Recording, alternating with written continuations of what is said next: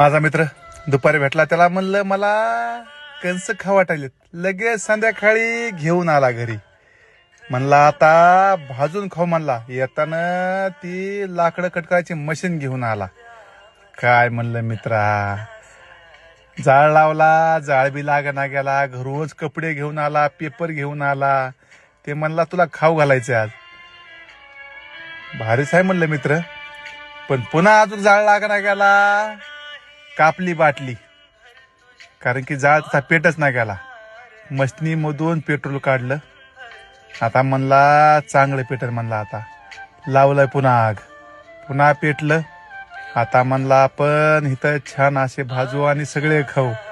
मला तर आता हसाव का काय करावं हे कळ नाही गेलं. आणले पुन्हा ते कंस त्यांनी काढून ठेवले जाळावर. मस्तपैकी जाळ लागला पुन्हा. पण म्हणून तसा त्या जाळ नाही लागला. पुन्हा टेन्शन आलं. पुन्हा मशीन घेतली आणि पुन्हा लाकडं कट केले.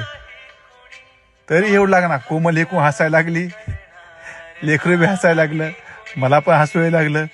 पुन्हा त्याने घेतलं छोटे कुदळ. म्हणला त्यांनीच तोडतो मला, आता बारीक बारीक लाकडं करतो. आता आपल्या इथं कुऱ्हाड नाही, त्यामुळे त्यांनी झटून झटून तसं करायला लागला.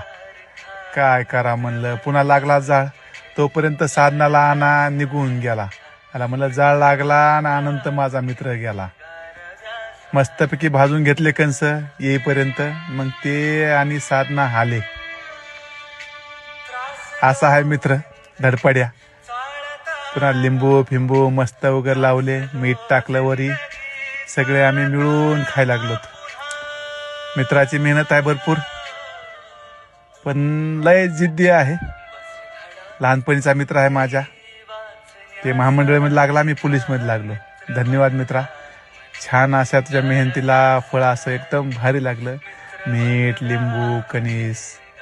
चला धन्यवाद मित्रा. तुमचेही मनापासून धन्यवाद. थोडासा वेळ मित्रांसाठी.